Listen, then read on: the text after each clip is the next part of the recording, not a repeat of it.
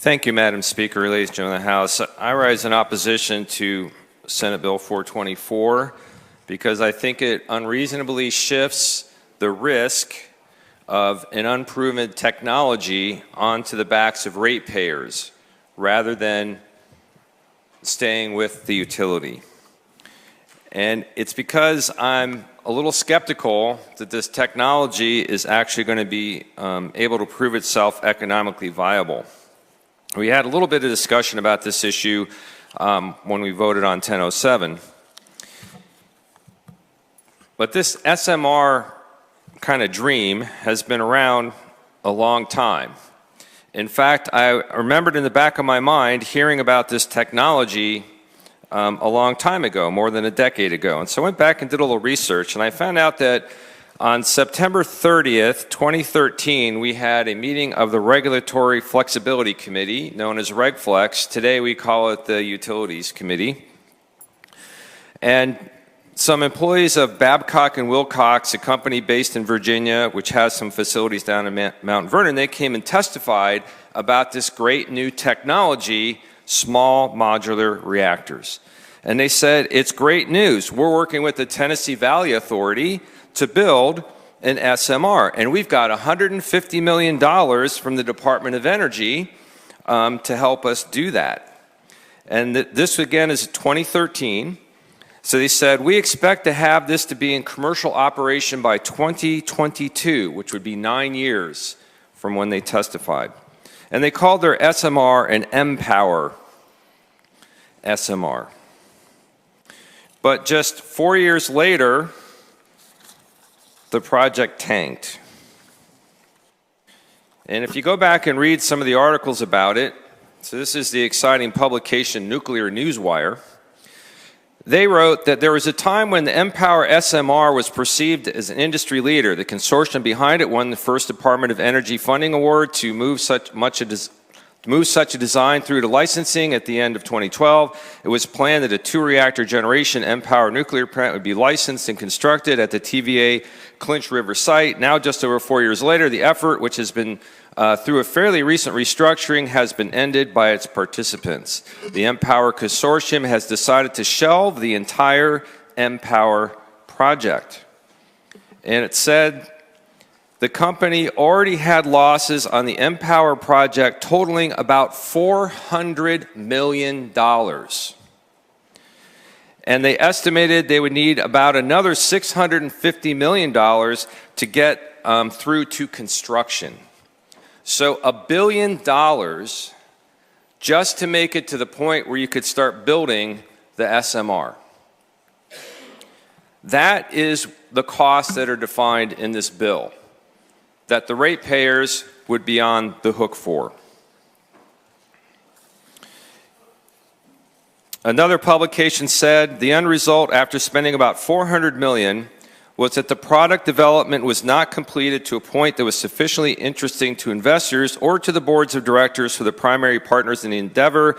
There was simply too much work left to do, too much money left to invest, and an insufficient level of interest in the product to allow continued expenditures to clear corporate decision hurdles.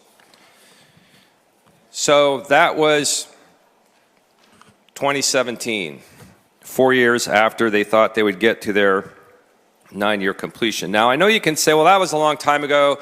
Technology continues to advance. The energy world has changed a lot. Economics have changed a lot. But we already heard, you heard me talk about the fact that another company named NuScale tried to develop an SMR project just in the last decade. And in fact, they pulled the plug on it in 2023, just a couple years ago.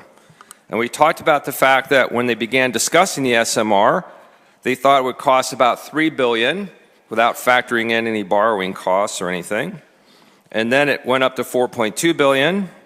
Then it got up to $6.1 billion. And then when it hit $9.3 billion, they finally decided the power is just going to be too expensive. The utilities basically said, we can't do it. It's not economically viable. So here's the thing that really bothers me. If the utility knows that they're going to bear the cost of a failed project, they're going to think long and hard about whether it's economically viable and it makes sense. Is the technology really ready for prime time? But what we're doing with this bill is we're telling them no problem, because we're going to let you recover all those costs. And we're going to define those costs in a fairly broad way. So these things that we're going to call project development costs are going to include design and engineering, the cost of federal approvals and licensing, the cost of environmental analysis and permitting, early site permit, equipment procurement costs. So now we're not talking about just the design stuff to see if you can actually build it. We're going to let them go out and buy some equipment. And then we're going to add in carrying costs, the cost of holding this stuff in inventory or carrying real estate on their books. And so that could get up to $1 billion. Now, the other thing that the bill does is it does open the door to the utility to not only ask for the ratepayers to pay for all of the wasted costs that provide nothing to the ratepayer because they abandoned the project, but it does open the door to them to ask for a rate of return, to ask for a profit on all that money that ended up being spent to no benefit of the ratepayer. And so, yeah, they have to jump through a few extra hoops, but they can even get a profit off of it. They just got to do some filings with the commission. And so they can start laying these things on in 3-year tranches, and the ratepayers start paying. So there's not a single place in the United States where one of these things is operating. I'm told there's one in China and one in Russia, and that's it. So why are we wanting to put our constituents who already feel they're paying too much on their energy bills? Why do we want to put them on the bleeding edge of technology? Why do we want to put them in the place of bearing all the risk for an unproven technology? Why would we want to do that? If the SMRs are coming along, if the technology is really advancing, if they're an innovative solution to a problem that needs to be solved, the markets should respond to that. It shouldn't need us to provide the risk to be shifted to the ratepayers. There should be people in the marketplace, the venture capitalists, the Wall Street investors, they should be saying like, this SMR technology is awesome. We can get it in place. And when we do, we're going to make a fortune because we're going to innovate and we're going to provide something that solves a problem for people. If that were the case, there'd be plenty of investment dollars coming into the marketplace to make this happen. It shouldn't need us to say, put all the risk on the ratepayer. If it doesn't work out, they'll just pay for it, utility. And you know what? If you can have your lawyers put up a nice petition to the IURC, we'll even let you get return on that investment. We'll let you make a profit. This is a bad bill. Please defeat it. Further discussion? Chair sees none. The author has the right to close.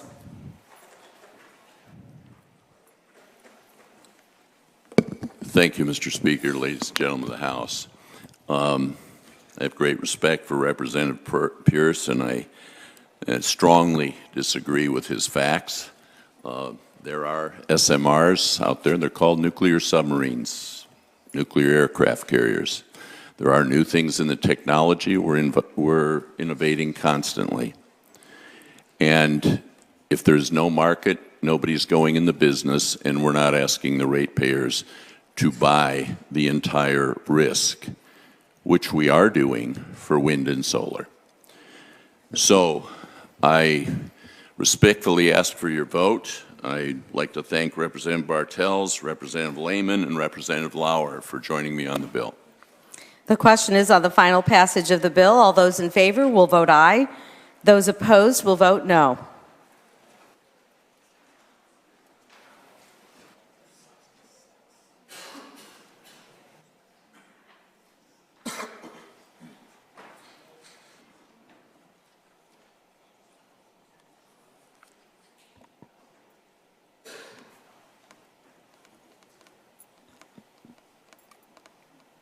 Have all the members voted?